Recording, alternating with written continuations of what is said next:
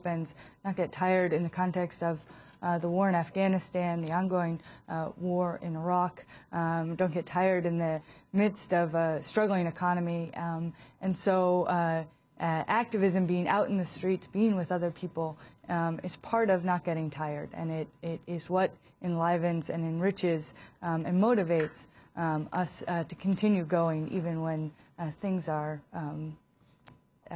bleak. I want to turn to Daniel Ellsberg, the country's best-known whistleblower. Your new project is to reveal this memoir of the nuclear age. You want to reveal the secrets of the nuclear era. Can you talk about this project? Yes. In 1961, after several years at the Rand Corporation of consulting with the Defense Department on nuclear war plans and nuclear command and control and nuclear crises, I participated in the Cuban Missile Crisis in '62. In '61, I drafted for Secretary of Defense McNamara the General War Plans Guidance to the Joint Chiefs of Staff for the operational plans for general nuclear war, and I reviewed those in ensuing years, and all that was before I worked on Vietnam. In the course of that work and in the 30 more years research that I've done since then, I've become aware that we've come much, much closer to nuclear war than almost any American realizes, inside or outside the government, not only in the Cuban Missile Crisis, but in a couple of dozen other cases, several of which came quite close to actual nuclear war. And we're preparing for it still. There is still the possibility of war plan options that would destroy cities, whether targeted directly on them or not, and possibly cause nuclear winter, ending life on Earth. Both Russia and the U.S. have built the capability to destroy complex life on Earth, the civilization of the world, and could do that within hours. In effect, two doomsday machines, both of which are prone to error, to false alarms, to accidents, and to deliberate triggering. So this world is in much more danger from nuclear weapons, the ones that we possess already, than I think almost anyone realizes, even people in the anti-nuclear movement. And by the way, I'm so happy to be on a program with Frida Berrigan. I don't know if you still have the picture there I showed you of my encounter with her when she was 2 years old. But I did see her father when we got arrested together, one of the last times I saw him, in Bitburg, Germany, protesting the installation of cruise missiles at Bitburg and at Mutlangen, where they were Pershing and cruise missiles. We both got arrested by the Germans at that point. So I'm very happy to see that she hasn't gotten tired, and although I don't think I could hold her up to the ceiling again anymore, I'm very glad to be working arm in arm with her on this problem. Daniel Ellsberg, talk about how the weapons have changed since the time of Hiroshima 64 years ago. Both you and Frida Berrigan talk about the completely different and much more enormous nature of the weapons that we have today. In your piece, you say, our popular image of nuclear war from the familiar pictures of the devastation of Nagasaki and Hiroshima is grotesquely misleading. Those pictures show us only what happens to humans and buildings when they are hit by what is now just the detonating cap for a modern nuclear weapon. That's correct. The scientists in the spring of 1945, 160 of them in the Manhattan Project, signed a petition to the president, which never did get to President Truman. It was bottled up before it could get to him, asking him to seriously consider not dropping the bomb on Japan. In fact, the first version of that petition just said, don't do it. And not mainly or only because of the killing of civilians, which was sure to result there, but because of the long-run consequences of that use of the bomb, which did then occur. What they saw was that if we used that bomb at that point in the war where it was clearly not needed to bring a surrender, that's a very controversial issue, which I won't get into here, but use of it, even if it would save American lives and shorten the war, would be sure to cause a nuclear arms race with the Russians initially, the Soviets, and eventually lead to a weapon much, much, much larger, the H-bomb, the thermonuclear weapon, whose explosive power can be, and the early ones were, 1,000 times more powerful than the Nagasaki bomb.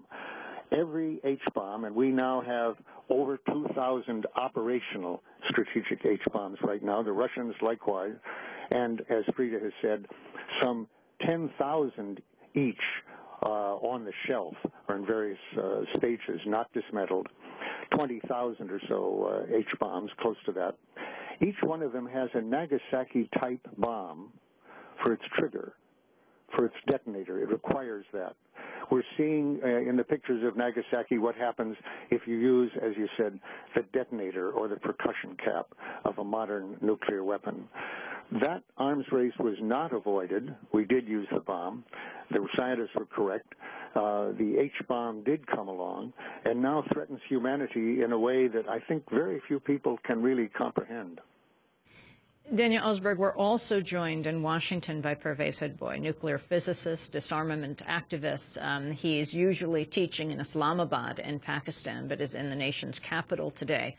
I wanted to ask you, Secretary of State Clinton is now going to the Democratic Republic of Congo, but before her Africa trip, she made a major trip to India, where she was working on, among other things, selling India more nuclear technology. Can you talk about what's happening in your neck of the woods, in Pakistan and India, and where the nuclear arms race stands, Professor Hoodbhoy? I certainly will, but let me first say that I am so privileged to be on the same program as Daniel Ellsberg and with one of the Berrigans who I've admired all my life. As far as Hillary Clinton's visit goes, I think that selling arms to India and fueling the arms race on the subcontinent is just a very bad thing to do. India is now embarking on a major rearmament. It has just commissioned a nuclear submarine which is out for sea trials. That submarine is going to be equipped with cruise missiles that can carry nuclear warheads. It's also negotiating a nuclear attack submarine. It's expanding its nuclear arsenal. And with the U.S.-India nuclear deal, there's going to be more fuel in the fire for expanding the arms race, which already is now a reality and has been a reality for the last 10 years after both India and Pakistan tested. Now, as someone who has opposed Pakistan's nuclear weapons from its very inception, I feel that we in Pakistan, the few of us in Pakistan who continue to say that we should not have nuclear weapons are being placed at an increasing disadvantage as we see that the Indian government across the border is engaged in a massive nuclearization. And so it's more warheads and it's better delivery vehicles, it's nuclear submarines, it's aircraft, radars, etc. Now, the Indian defense budget has gone up this year by 40%. It now stands at $28 billion, and Pakistan's is about roughly $8 billion or so. And next year, the Indian defense budget is going to go up to $40 billion. And that's, of course, going to force Pakistan to increase its nuclear arsenal and rely upon nukes. Now, it's not necessary. It simply is extremely dangerous. It's something that is forcing Pakistan to be dragged along in the race, and people like us who protest nuclear weapons are becoming increasingly marginalized. And Professor Hoodbhoy, can you talk a little bit about what this does to the NPT, to the Non-Proliferation Treaty, this sort of encouragement of U.S. encouraging India, fueling the arms race? What does this mean for the future of non-proliferation and disarmament? Oh, I think it has pretty much destroyed the Nuclear Non-Proliferation Treaty, which says that no nuclear assistance may be given to a country that has not signed the treaty.